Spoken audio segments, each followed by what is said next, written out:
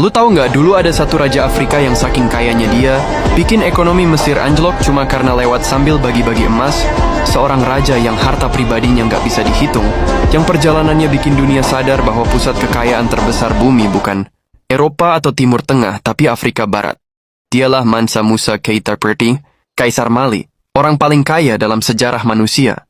Mansa Musa lahir sekitar tahun 1280 dari klan Keita, keluarga bangsawan yang mengklaim garis keturunan dari Sundiata Keita, pendiri Kekaisaran Mali. Masa kecilnya dihabiskan di lingkungan Istana Niani, dikelilingi ulama Islam, ahli strategi, dan administrator kerajaan. Musa sejak muda menunjukkan kecerdasan dan disiplin ekstrim, hafal hukum Islam, ahli logistik, dan paham ekonomi sejak remaja. Tapi ironinya dia bukan pewaris tahta. Kakaknya Abu Bakar II memegang mahkota dan Musa diposisikan sebagai deputi raja, bukan pusat. Sampai Abu Bakar II mengambil keputusan paling absurd dalam sejarah. Afrika melakukan ekspedisi raksasa ke Samudra Atlantik untuk mencari dunia di seberangnya. Dia membangun ribuan kapal, memuat puluhan ribu orang dan berangkat, lalu hilang. Dari ribuan kapal itu tak satu pun kembali. Dan hanya dalam satu momen, Musa yang dianggap cadangan tiba-tiba menjadi Mansa Musa I, penguasa salah satu kekaisaran terbesar dunia. Begitu berkuasa, Musa langsung menunjukkan kelasnya. Kekaisaran Mali saat itu berdiri di atas tambang emas terbesar planet ini, Bambuk, Bure dan Wangara. Lebih dari setengah pasokan emas dunia melewati batas kekuasaannya.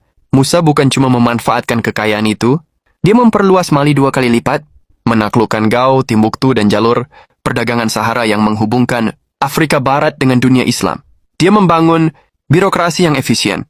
Pajak garam, logistik unta, rute karavan, semua dipetakan ulang. Dan kemudian terjadi salah satu peristiwa paling spektakuler dalam sejarah manusia saat pergi Haji Mansa Musa tahun 1324. Musa tidak pergi sendirian. Dia bergerak bersama 60.000 orang, pengawal, budak, juru masak, ulama, diplomat, dan pekerja. 120 unta membawa emas murni, masing-masing sekitar 130 kg.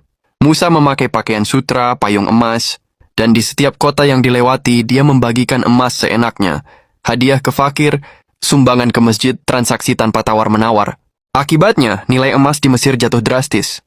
Harga barang naik, ekonomi terguncang selama lebih dari 1 dekade. Ini satu-satunya contoh dalam sejarah ketika seorang individu menyebabkan inflasi nasional hanya dengan berpergian. Saat kembali dari Mekah, Musa membawa arsitek, sarjana, penyair, dan ilmuwan. Salah satu yang paling terkenal adalah Abu Ishaq al-Sahili, yang membantu membangun masjid-masjid besar. Amalia seperti Jingwere Bermosque di Timbuktu. Musa mengubah Timbuktu menjadi pusat ilmu global. Madrasah, perpustakaan, universitas,